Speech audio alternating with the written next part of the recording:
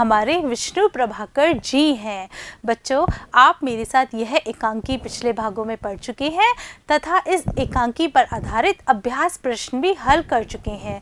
बच्चों, पाठ के इस भाग में आज आप मेरे साथ व्याकरण से संबंधित प्रश्न हल करेंगे तथा व्याकरण से संबंधित एक प्रकरण जिसका नाम है वाक्य वह पढ़ने वाले हैं, क्योंकि आपकी पाठ्यपुस्तक में इस पाठ के पीछे जो प्रश्न दिया गया है वह वाक्यों से संबंधित है। उसे हल करने से पहले आपको वाक्यों के बारे में जानना होगा कि वाक्य क्या होते हैं, वाक्य की परिभाषा क्या है और वाक्य के प्रकार क्या हैं। बच्चों, उसके बाद आप इन प्रश्नों के उत्तर बहुत ही अच्छे तरीके से हल कर पाएंगे। तो बच्चों, आइए देखते हैं क्या है यह वाक्य। सबसे पहली बात कि वाक्य क्या होता है। बच्चों, हम अपने भावों की अभिव्यक्ति भाषा के माध्यम से करते हैं और भाषा के माध्यम से जब अपने भावों की अभिव्यक्ति करते हैं तो हम वाक्यों के द्वारा कोई भी बात कहते हैं वही हम दूसरे तक पहुंचा पाते हैं, दूसरे को हम वाक्यों के माध्यम से ही समझा पाते हैं। तो बच्चों, शब्दों का वह व्यवस्थित रूप जिसमें मनुष्य अपने विचारों का आदान प्रदान करता है उसे वाक्य कहते हैं। बच्चों, हम अपनी जो भाव है वह वाक्य के द्वारा ही समझा पाते हैं। मैं आपसे अगर कुछ वाक्य नहीं कहूँगी, कोई बात नहीं कहूँगी, तो क्या आप मेरी बात समझ पाएंगे? नहीं समझ पाएंगे। एक सामान्य वाक्य में क्रमशः कर्ता, कर्म व क्रिया होते हैं। बच्चों, जो वाक्य होता है वह हमारा कर्ता, कर्म और क्रिया से मिलकर बनता है। कर्ता यानी कि कार्य को करने वाला, कर्म यानी कि कर्ता जिस कार्य को कर रहा है, और क्रिया यानी कि जो कार्य हो रहा है। बच्चों, बाकी की परिभाषा देखिए। दो या दो से अधिक पदों के सार्थक समूह को जिसका पूरा अर्थ निकलता है उसे वाक्य कहते हैं। बच्चों, यह वाक्य की परिभाषा आप एक बार वापस देखिए। दो या दो से अधिक पदों का सार्थक समूह, यानी कि हमारे पास दो या दो से अधिक पद होने चाहिए जिनका कि एक निश्चित अर्थ निकल रहा हो और वह अर्थ अपने उद्देश्य की पूर्ति कर रहा हो, और उसे हम वाक्य कहेंगे। यानी कि सामने वाला क्या कहना चाह रहा है वह बात आप तक पहुंच जाए, उसे ही हम वाक्य कहेंगे। देखिए, एक चीज़ देखिए, सत्य की विजय होती है। बच्चों, यह वाक्य है। अगर मैं इसकी जगह सत्य की विजय इतना सा लिख दूँ, एक छोटा सा वाक्यांश लिख दूँ, तो क्या यह पूरा वाक्य कहलाएगा? नहीं कहलाएगा। यह अपने उद्देश्य की पूर्ति नहीं कर पा रहा है, यह अपने अर्थ को स्पष्ट नहीं कर पा रहा है कि इस वाक्यांश के द्वारा क्या कहा जाता है। तो बच्चों, वाक्य क्या होता है? दो या दो से अधिक पदों के सार्थक समूह को जिसका कि पूरा अर्थ निकल रहा हो उसे हम वाक्य कहते हैं। फिर देखिए, कर्ता और क्रिया के आधार पर वाक्य के भेद। बच्चों, कर्ता और क्रिया के आधार पर वाक्य के दो भेद माने जाते हैं। पहला है उद्देश्य, दूसरा है विधेय। देखिए बच्चों, ये उद्देश्य क्या होता है?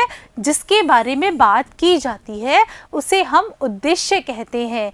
यानी कि जिसके बारे में बताया जा रहा है, जिसके बारे में हमें बात कर रहे हो उसे हम उद्देश्य कहते हैं, और जो बात की जा रही है उसे हम विधेय कहेंगे। आप देखिए, मोहन प्रयाग में रहता है। तो बच्चों, इस वाक्य में देखिए बात किसके बारे में हो रही है?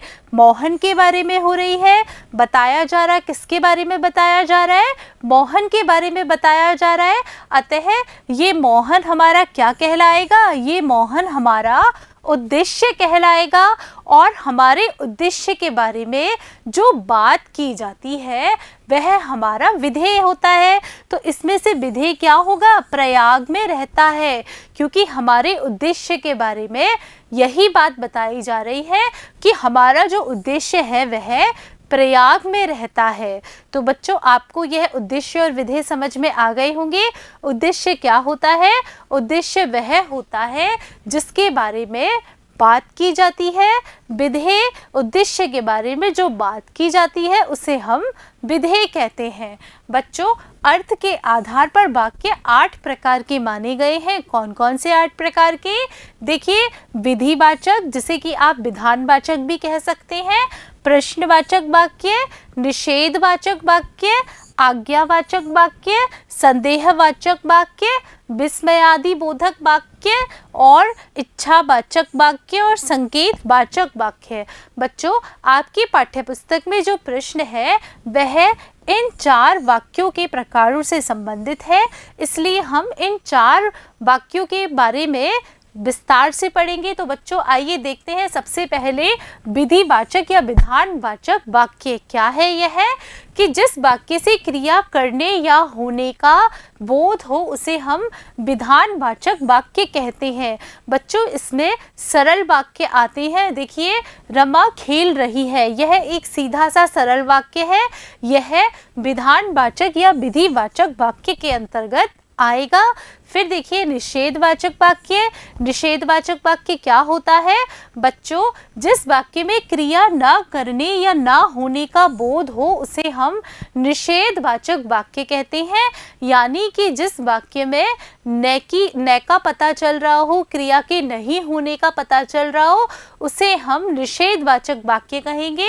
जैसे कि बाहर जाना मना है, यहाँ पर मना शब्द के द्वारा निषेध का पता चल रहा है, अतः यहाँ पर निषेधवाचक वाक्य है। फिर देखिए प्रश्नवाचक वाक्य, यानी जिस वाक्य में प्रश्न का बोध हो या हमें प्रश्न पूछने का पता चल रहा हो वह प्रश्नवाचक वाक्य कहलाता है। जैसे कि तुम क्या कर रहे हो। बच्चों, इसमें क्या शब्द के द्वारा पता चल रहा है प्रश्न पूछे जाने का, अतः यहाँ पर प्रश्नवाचक वाक्य है। फिर देखिए आज्ञावाचक या आदेशवाचक वाक्य।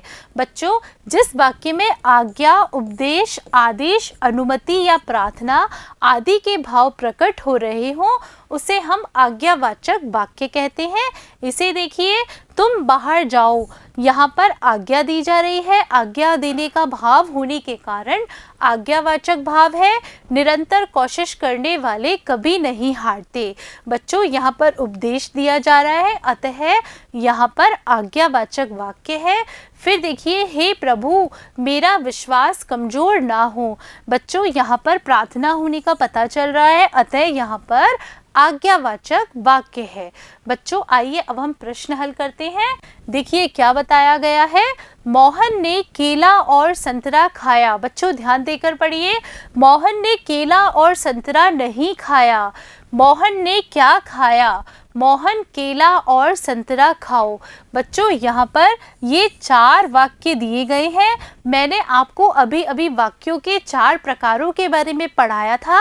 ये वाक्य उन 4 प्रकारों से संबंधित है।